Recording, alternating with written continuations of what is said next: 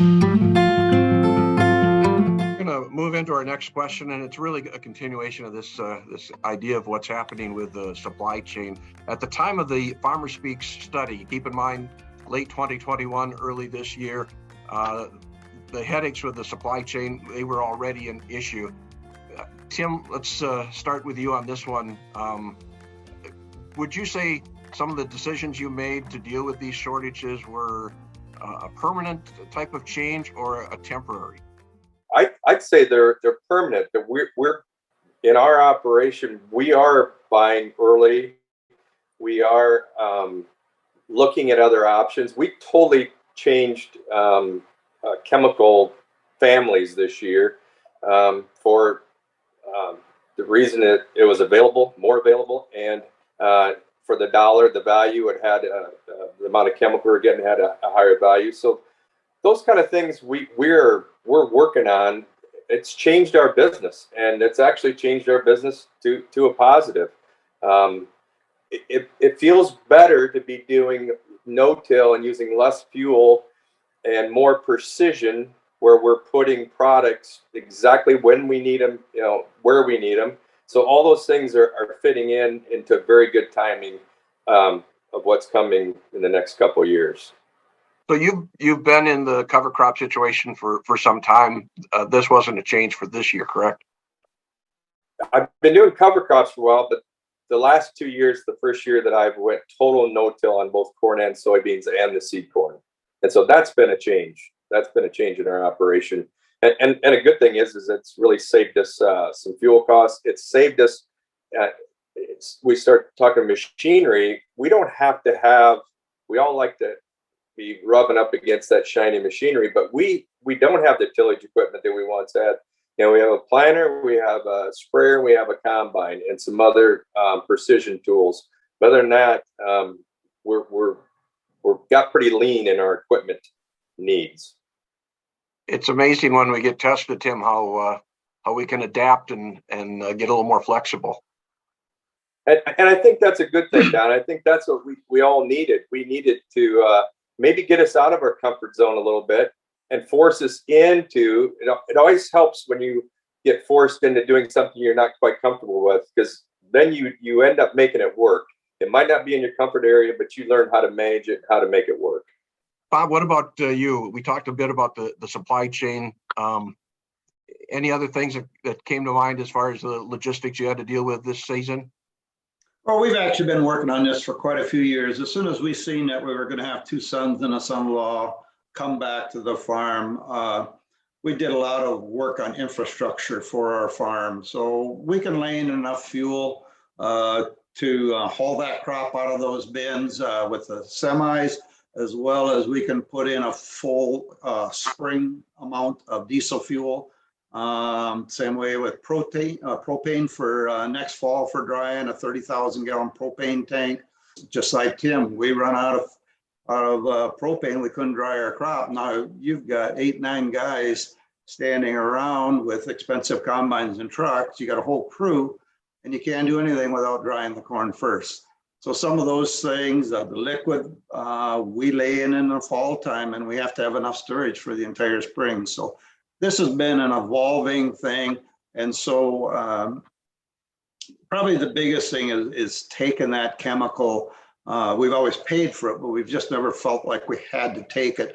Now we've got enough storage in a heated building for all of our chemical to come in to make sure that it's on the farm so we don't get any surprises. Do you think that's going to change the way retail is done in the ag sector as we move forward?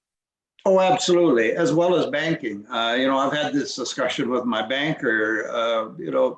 20 years ago, you basically got a loan for 1 crop. Today, you have a loan for 2 crops because you bought most of your inputs for next year's crop before you sell this year's crop. In fact, before it's even harvested. So you've got 2 years worth of inputs. And I think that's a big difference with interest going up. You've got to have a mighty big line of credit to do that. And now with equipment, as Tim said, with parts, we've got a huge inventory of parts just because we can't afford to be without them or go several hundred miles trying to find one part. So It's just forced us to have more and more parts, more and more inventory on hand, which takes a lot more dollars. Bob, have you started to make decisions for the 2023 buying season at this point? Oh, absolutely. Absolutely. We're getting the indication that fertilizer will probably be down, especially the nitrogen. We're definitely talking very seriously about it.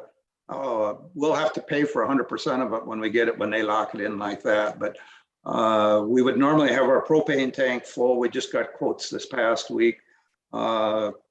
This fuel thing is really different because of a war going on and things. So that kind of throws a different look at it. We don't want to get caught with too high, but to fill that 30,000 gallon propane tank will be more than double of what it was last year, as well as the diesel fuel. Certainly, if you're complaining about filling up your car, think about the farmers out there that are spending over $2,000 a tractor to fill up their tractors, and we've got several of them. It's a big hit. Ouch. Yeah. Sarah, let's talk to you about this. We know we've had a late planting season here in the Northern Plains, very wet spring. What impact has that had, if any, on the supply chain? One of the things that I think we felt is we were anticipating, at least I was kind of anticipating, that the fertilizer prices were going to stay high throughout the entire planting season. And I think because it got delayed a little bit, we certainly had some corn acres back off in North Dakota, and a couple of things like that changed. And I do think that the fertilizer prices have softened a little bit. We don't have any special buys out there or anything like that, but they have softened a little bit. I've certainly had a couple conversations about possibly wanting to take a position in that market. So there certainly is that piece of the puzzle. The other thing that I think is interesting is it feels like more people want to try to use precision agriculture to try to manage some of their fertilizer on their acres to hopefully help them manage some cost.